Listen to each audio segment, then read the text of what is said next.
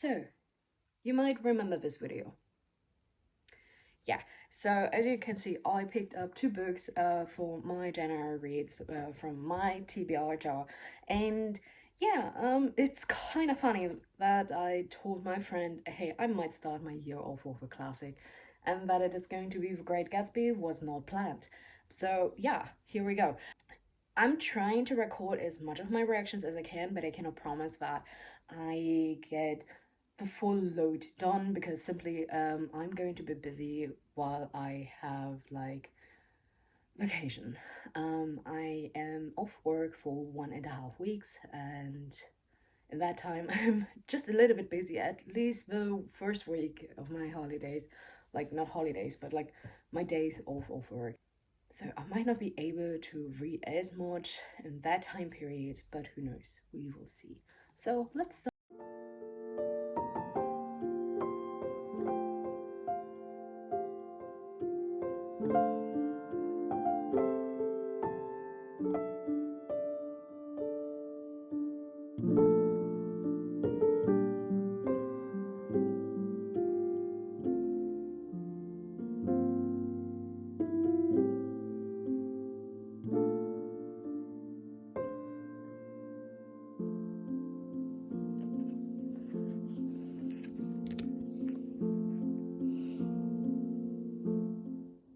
So basically, this is kind of like day 3. I had to stop for a few days after reading it for the first time, like reading the first day, because I was working and I was too tired to read after work. It was basically kind of like day 3 of reading it.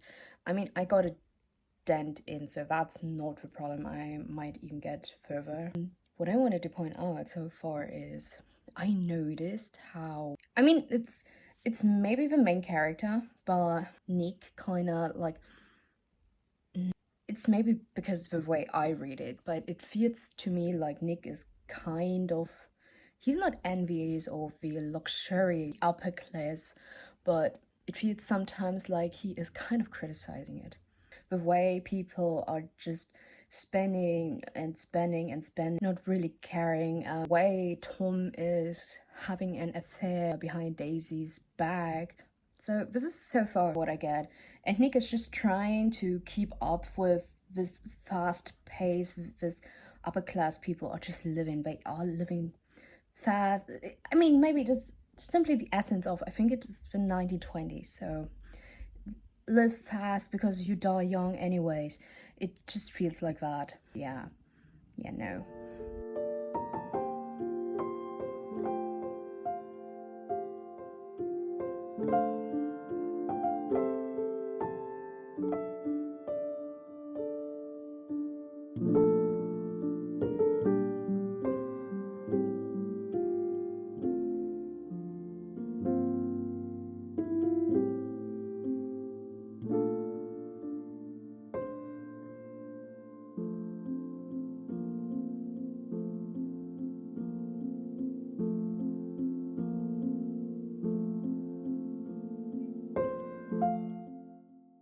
I finished The Great Gatsby now, and it was an interesting read. I must be honest, since I grew up on two film adaptations of this classic, I must say the films really captured the essence of the book pretty well. I don't know what my overall thoughts are.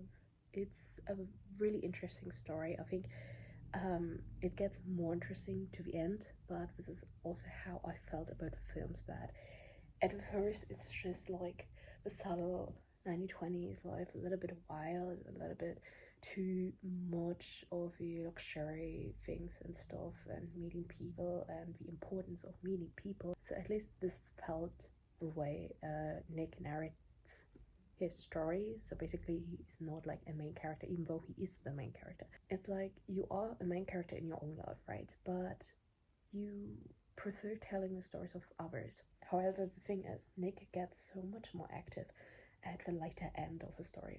So that is that. I don't know if I'm going to start with Never a Hero tonight, or better said this evening, or if I start tomorrow, but it was not a bad read. So far, I voted a 3.75 Again, once the story sits in a little bit longer in my noggin, it could be that I change it, but it would not go more than a 4-star.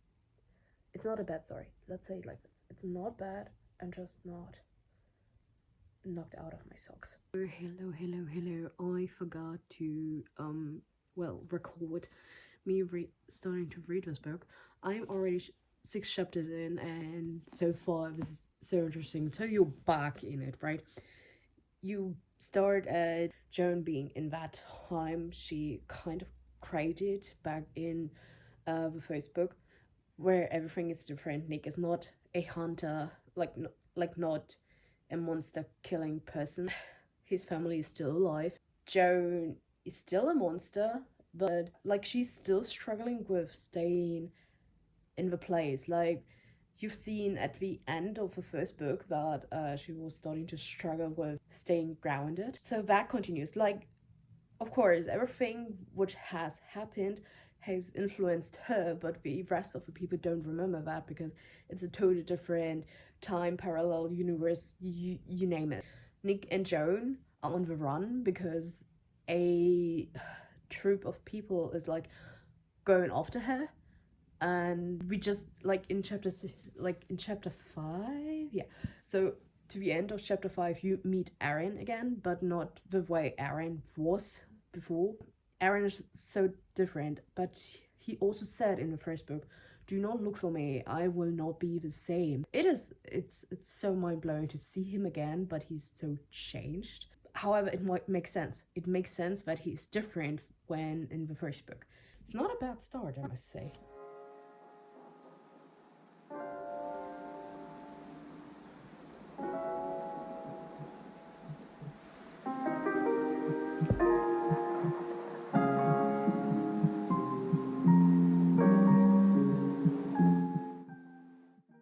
Good morning. I didn't get very much further into this book. Yesterday I only read 1 chapter, but that is simply because I had a freaking headache at some point. I guess because I was dehydrated. Guys, please make sure to drink enough. I'm trying to continue reading today before I have to go later to my workplace because we have I don't know how to call this.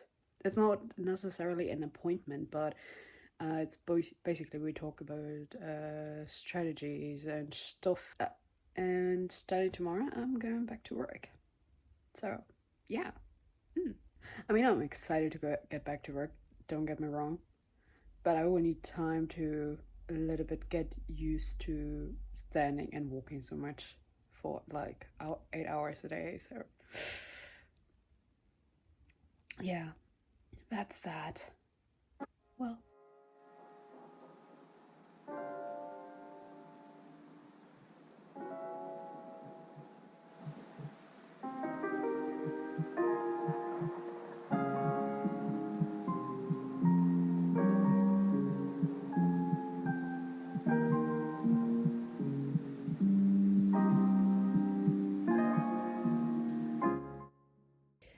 Okay, I just turned my lamp over because otherwise you wouldn't see me because it's so dark. My lamp is enough to actually lighten up my room so that you can see stuff, but for recording it's not optimal. But we have Oliver back. And I'm about to cry. I felt it when Joan was like trying to smile, but she was actually internally crying because she missed him so fucking much, and I'm just so happy that he's back. I'm just so happy. I mean, I know he's not the same Aaron we met in the first book. Definitely not. But he believes her, and that's counting for something.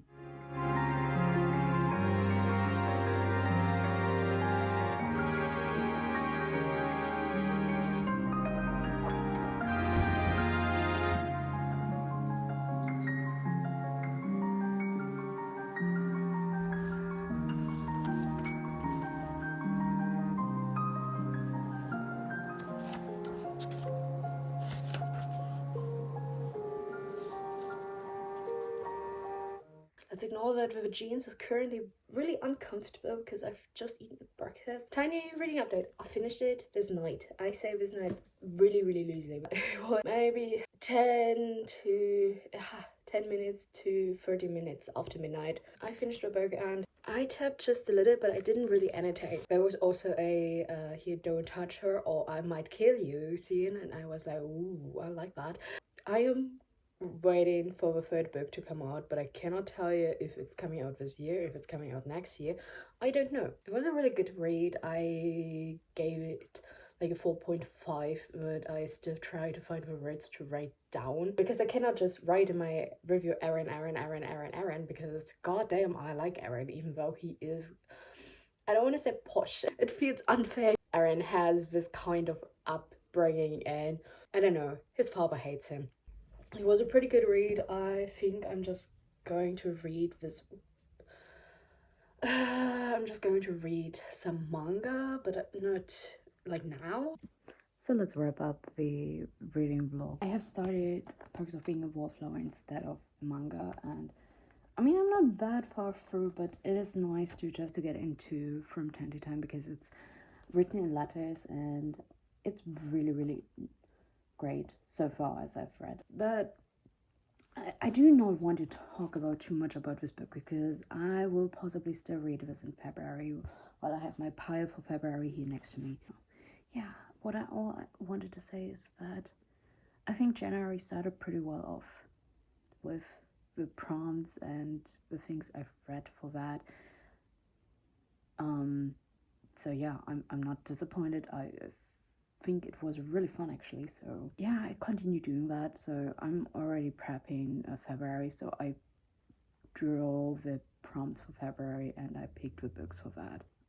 Anyways, I hope you have a lovely day. I'll see you around. Bye bye.